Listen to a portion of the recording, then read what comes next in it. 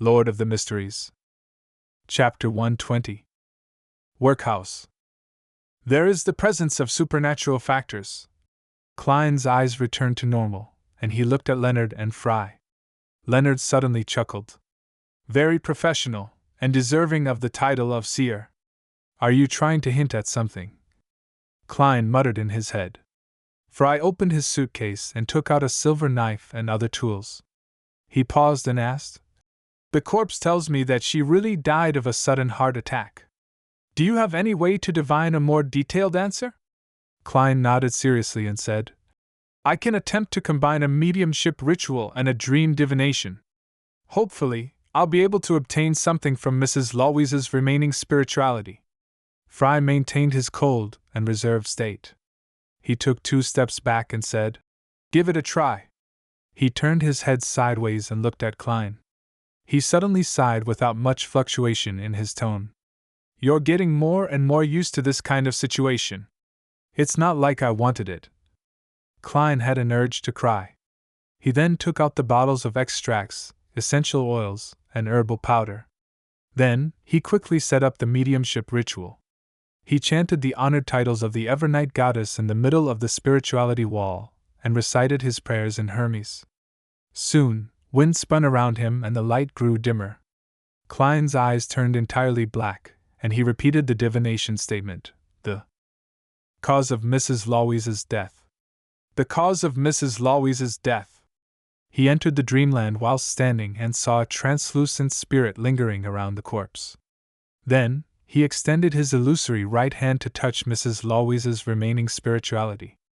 In an instant, light burst out in front of him as scenes flashed past, one after another. There was a skinny and sallow lady dressed in ragged clothes, busily making matchboxes. She suddenly paused and held her chest. She was speaking to her 2 children. Her body wavered as she gasped for air. She was buying black bread when someone suddenly patted her. She was having the symptoms of a heart attack again and again. She was feeling weary and got into bed, but she never woke up ever again. Klein observed every single detail, intending to look for a trace of the supernatural factor. But when everything ended, he still hadn't gained any clues. As the blurriness shattered, Klein left the dreamland and returned to reality. He dispelled the wall of spirituality and said to the waiting Fry and amused Leonard, "There were no direct symptoms. Most of the scenes revealed that Mrs. Louise had a heart ailment a long time ago. The only scene that was different was when Mrs. Louise was patted on the back by someone. The hand was fair and slender, apparently a woman's. For such a family, they wouldn't go to a doctor unless they're very, very sick. Even if they were to queue at a free charity hospital, time is not something they can afford to lose. A day without work might mean no food on the table the next day." Leonard sighed emotionally like a poet. Fry looked at the corpse on the bed and sighed lightly. Before Klein spoke, Leonard quickly got out of his pensive state and said thoughtfully, "Are you implying that the supernatural factor came into play when Mrs. Louise was patted? It came from the slender hand of a lady or madam?" Klein nodded and replied, "Yes, but this is merely my interpretation. Divination is always unclear." The conversation ended. He and Leonard stepped back to the other side of the bed and allowed Fry to take out his tools from his suitcase without any disturbance, so he could do a further examination. After Fry was done, they waited as he packed up his tools. After cleaning up and covering the corpse, he turned around and said, "Her death was caused by a natural heart disease. There's no doubt about it." Upon hearing the conclusion, Leonard paced back and forth. He even walked to the side of the door, paused for quite a while before saying, "That's it for now. Let's head over to the workhouse in Westboro. We'll see if we can find other clues. Maybe we can link the 2 incidents together." "Okay, we can only hope," Klein agreed, still filled with puzzlement. Fry picked up his suitcase and while skipping and walking, he carefully went across the 2 floor mattresses without stepping on anyone's blanket. Leonard opened the door and walked out of the room first. He told Louise and the tenant, "You can return home now." Klein thought for a moment before adding, "Don't be in a hurry to bury the body. Wait for another day, as there might be one more thorough examination." All right, officer. Lawis bowed lightly and replied in a hurry. Then, feeling numbed and lost, he said, Actually, I don't have the money to bury her just yet. I have to save for another few days, just a few more days. Luckily, the weather is turning cold. Klein was shocked and asked, You plan on letting the corpse remain in the room for a few days? Lawis forced a smile and replied, Yeah, thankfully, the weather became colder recently. I can move the body onto the table at night. When we eat, I can carry her to the bed. Before he finished what he had to say, Fry suddenly interrupted. I've left you money for the burial next to your wife. After saying those words in absolute calmness, he exited the apartment directly, unbothered by Louise's shocked expression and gratitude that followed. Klein followed closely and thought of a question. If the weather was still as hot as June or July, how would Louis deal with his wife's corpse? Pick a very dark night with strong winds, throw the corpse into the Tussock River or the Coe River? Or just dig a hole and bury her? Klein knew that the law requiring a cemetery burial had been established more than 1,000 years ago, at the end of the previous epoch. The 7 major churches and imperial households from each country had approved the law in order to cut down on the number of water ghosts, zombies, and restless wraiths. Each country provided free land, while each church was in charge of keeping watch and patrolling. They only charged minimum fees for cremation and burial in order to pay for the necessary labor force. But even so, the truly poor still couldn't afford it. After leaving 134 Iron Cross Street at Lower Street, the 3 Nighthawks and Bitch Mountbatten parted ways.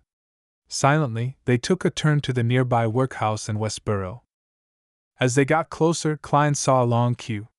It was just like when the people from the Foodaholic Empire on Earth queued for a shop that gone viral on the internet. The place was packed.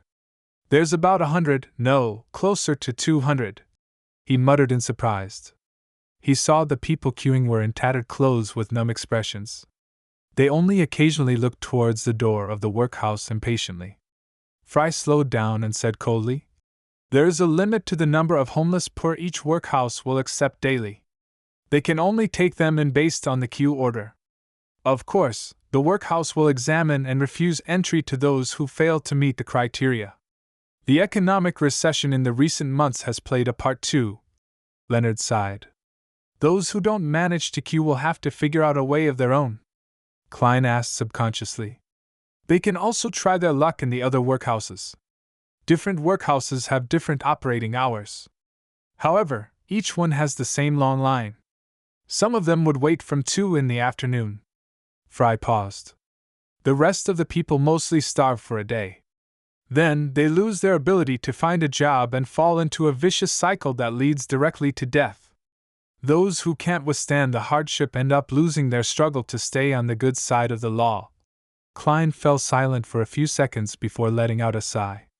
The newspapers never publish any of this. Mr. Fry, I hardly ever hear you speak so much. I was once a pastor in a workhouse of the goddess. Fry maintained his cold attitude.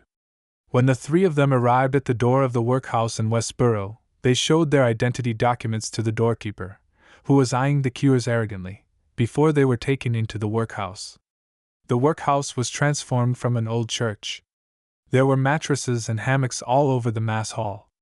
The pungent scent of sweat mixed with the smell of athlete's foot permeated every corner. In and out of the hall, there were many poor families. Some swung hammers to break rocks, some picked oakum. No one was free. In order to not let poor people rely too much on workhouses and turn into scoundrels, the poor law established in 1336 enforced a rule whereby every poor person can only stay in the workhouse for 5 days at most. Any longer than that, one would be cast out. During the 5 days, they have to do manual labor, such as breaking rocks or picking oakum. These are the same tasks that criminals in prison do. Fry explained to Klein and Leonard briefly without much emotion. Leonard opened his mouth, and no one was sure if he was teasing or explaining. When they leave this workhouse, they could go to another one. Of course, they might not be able to move in. Perhaps to some people, poor people are like criminals. Picking oakum? Klein was quiet. He didn't know what else to ask. The fibers of old ropes are actually a great material to seal the gaps in boats. Fry stopped and found a burnt mark on the ground. A few minutes later, the director and pastor of the workhouse rushed over. They were both men in their 40s. Salas started the fire here and only burned himself to death? Leonard asked, pointing at the ashen mark on the ground. The director of the workhouse was a man with a broad, bumpy forehead. He scanned the area where Inspector Mitchell was pointing with blue eyes and nodded in affirmation. Yes. Before that, did Salas act strangely in any way? Klein asked. The director of the workhouse thought and said, According to the person that slept next to him, Salas had been chanting, "The Lord has given up on me, the world is too filthy, I have nothing left," stuff along those lines. He was filled with resentment and hopelessness. But no one expected him to break all the kerosene lamps and start a fire to burn the place down while everyone was sleeping. Thank the Lord, someone found out in time and stopped his wicked act. Klein and Leonard then found a few people who had slept next to Salas the night before, and they also found the guard that stopped the tragedy. However, those people didn't have anything new to tell them. Of course, they used spirit vision, divination, and other methods to check if any of the people were lying or misleading them. It seems that Salas long had the idea to take revenge and self-destruct. It seems to be a very normal case.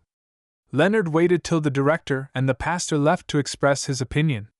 Klein pondered and said, My divination tells me that there wasn't any supernatural factors influencing this case. Let's eliminate Salas's fire case temporarily. Leonard concluded. Just then, Fry suddenly said, No, maybe there is another possibility.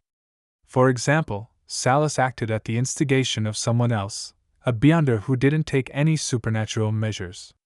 Klein's eyes lit up as he echoed, It's very possible, such as the instigator from before. Instigator Triss! But that wouldn't have any connection with Mrs. Louise's death.